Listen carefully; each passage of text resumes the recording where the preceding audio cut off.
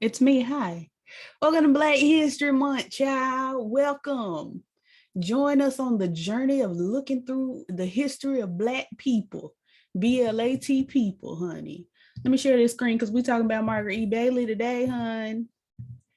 The sickening diva, Margaret E. Bailey, was born on Christmas Day, child, 1915, and she had done died in 2014. So she was a good crisp age, honey. She was seasoned.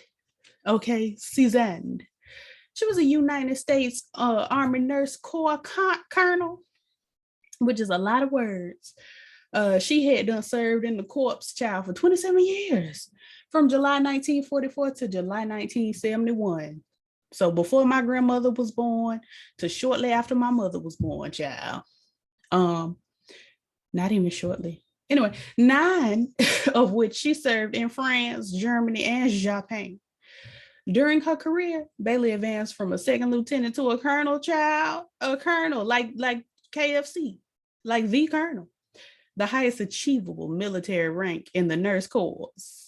She had done set several landmarks for Black nurses in the U.S. military, becoming the first Black lieutenant colonel.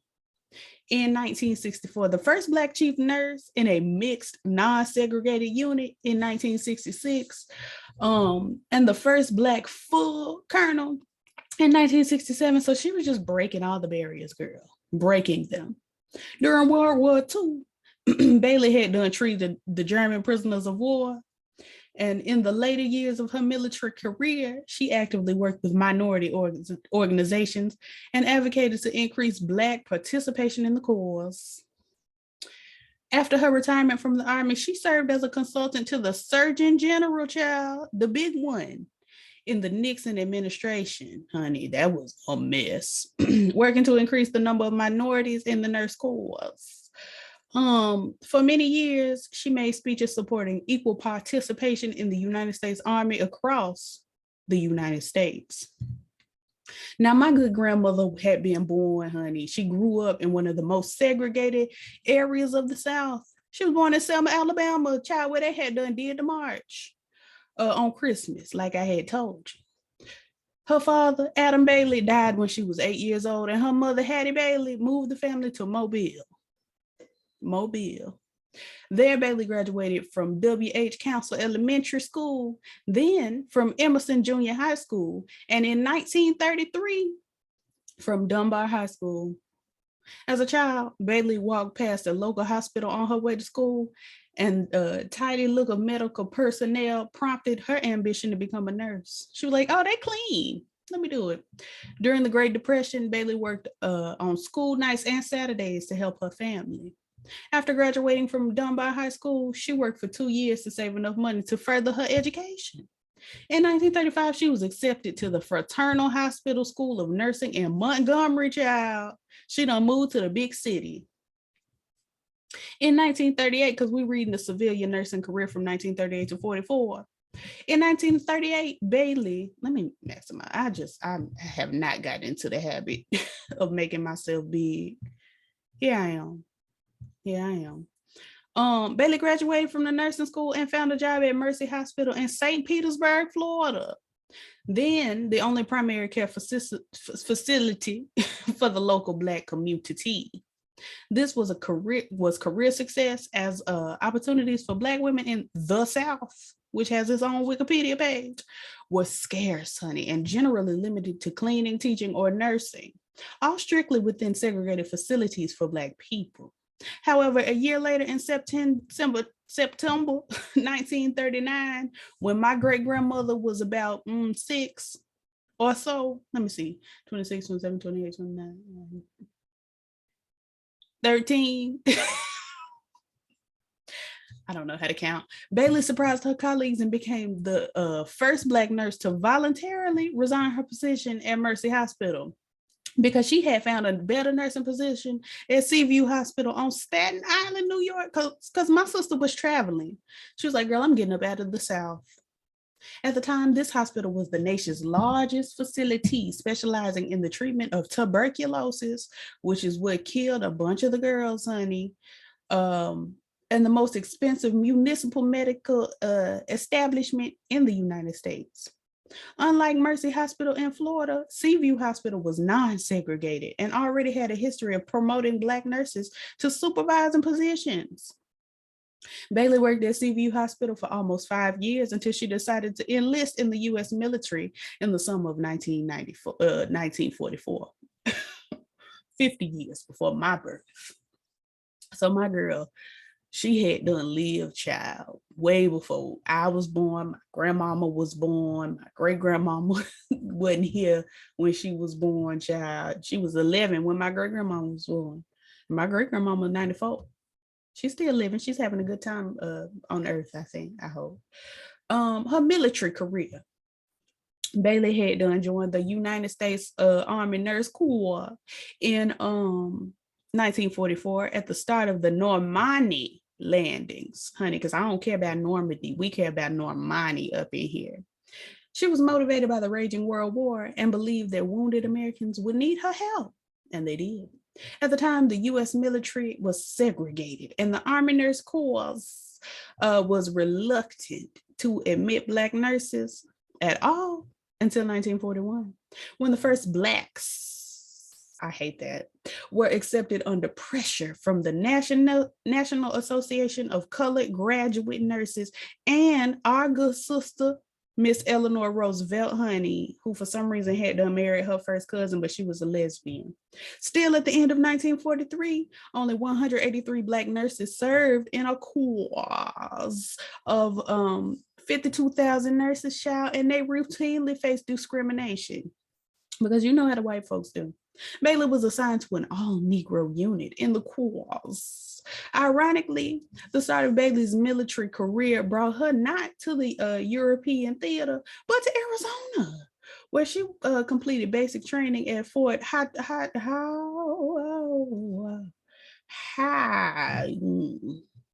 Huachuca, and received her entry rank of second lieutenant, which is a junior commissioned officer military rank in many armed forces, comparable to the NATO OF-1A rank. No idea what that means. She was assigned to Station Hospital in Florence, Arizona, to care for German prisoners of war.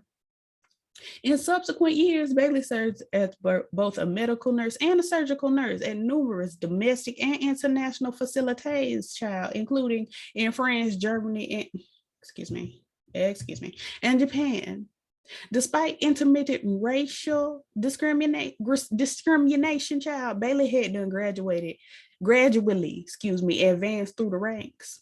And in 1950, she completed a 6-month psychiatric nursing course at Brooke Army Medical Center, which led to her promotion to captain. And I don't know who this man is, but he is the face of captains. Undeterred by frequent transfers, Bailey started taking evening, I cannot read to save my life, university courses wherever she was, slowly earning a university degree. My dad did that. I think he started his courses in Japan. But he had got his law degree in America, child. Over the next 9 years, she accumulated enough credits from the University of Michigan, the University of Maryland in Germany, and the San Francisco State College, child, to receive her bachelor's degree in nursing from the San Francisco State College in 1959. Child, for my mama knew, my rosemary is done cooking. On July 15, 1964, after 20 years of service, Bailey was promoted to Lieutenant Colonel, child, becoming the first Black nurse to achieve such rank.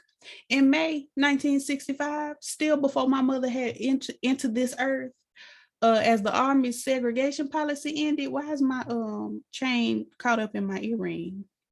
Let's discuss. Okay. Let me tuck it behind my ear like a white woman.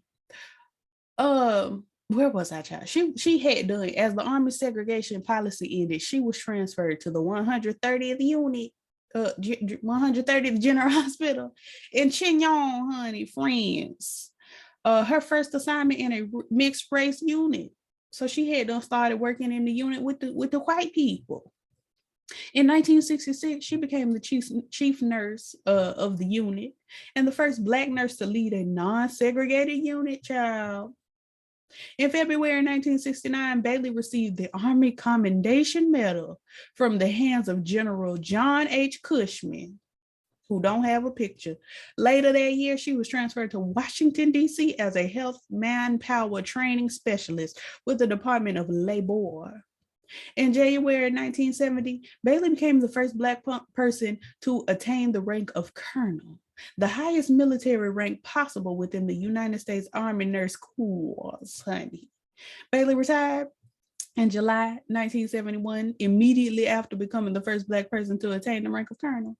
After 27 years of service, 9 of which she served outside the United States, she was regarded as an exemplary professional officer. Upon her retirement, she was awarded the Legion of Merit. That's the medallion, honey, for the Legion. The second highest non-combat award. During her service, she reached the highest rank possible with her corps, hunty, and witnessed, what is my problem? And witnessed the end of the Army's policy segregation and visited 27 countries. In the final years of her military career, Bailey devoted more and more time to recruiting Black women to the nurse corps. I think I'm just, I was gonna say Billy D. Williams, Billy Porter. I think I'm Billy Porter today. So she had a political career and social activism. In the early years of her Army career, especially during her stations abroad, Bailey frequently encountered people who had never worked with or even seen a Black woman before. She enjoyed taking extra steps to educate these people about Black culture, believing these actions to be important steps towards integration. In her later years, Bailey enthusiastically supported recruiting more Black women into the Army. While stationed in Aurora, Colorado, she was in contact with local women's rights organizations and was in charge of the official military Nightingale program, named after Florence Nightingale herself, honey. Here she is. And publicly advocated for minority recruitment to the nurse corps. Bailey was in the vanguard of the integration movement. As a policy of segregation in the Army ended in 1965, she called it difficult yet rewarding milestone. Yet, at that time, only 6.6% of the nurses' corps was Black, honey. So Bailey had done continue her efforts to increase Black participation. After her retirement from the Army on July 1st, 1971, Bailey accepted the position of the consultant child to the general surgeon, who we already discussed as the big man, with a special responsibility to promote increased participation of minorities in the Army Nurse Corps.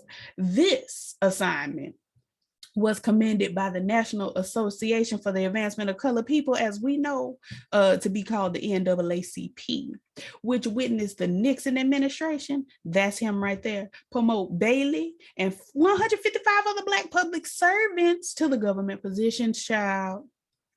In the last years of her military service and throughout her retirement, Bailey regularly made speeches in Black communities to promote integration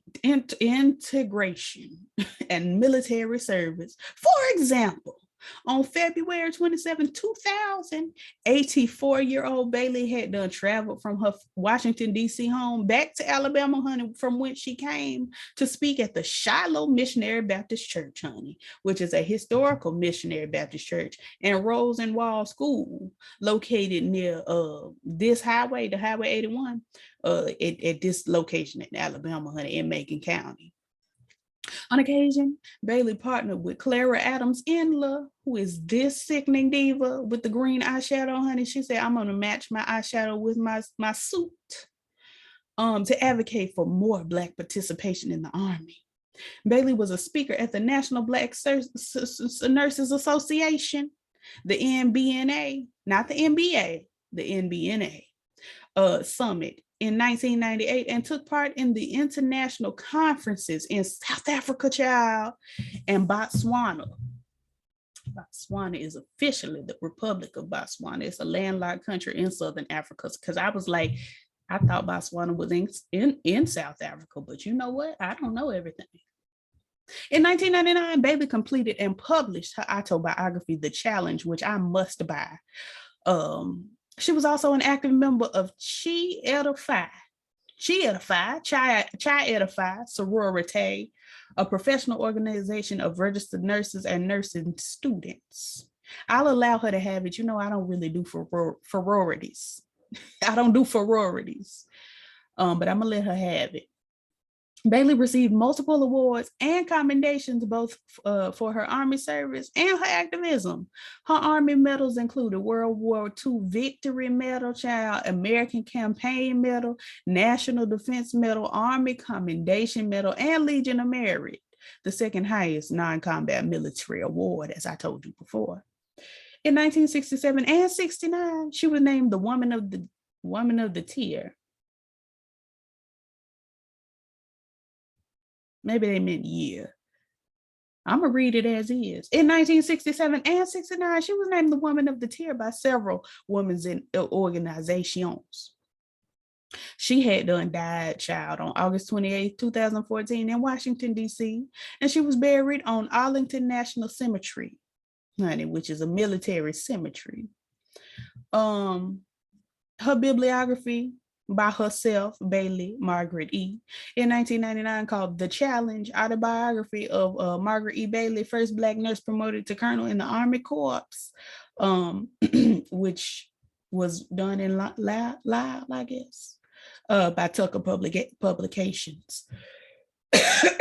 Excuse me, honey, the spirit of stop got in my throat, so we're gonna stop. But I just want you to know about our loving grandmother, our ancestor, Margaret E Bailey, honey. Check her out. We literally just did, but find some articles about my sister grandmother, and read her book, honey. Maybe we'll do a book club and read her book. Anyway, thank you for joining us on Black History, hunty. And visit us again next week, child, because the month ain't over, it's just beginning. So we got to talk about the Blacks. Like, comment, subscribe, and all the things the YouTubers say, and I'll catch y'all in the next one. Peace.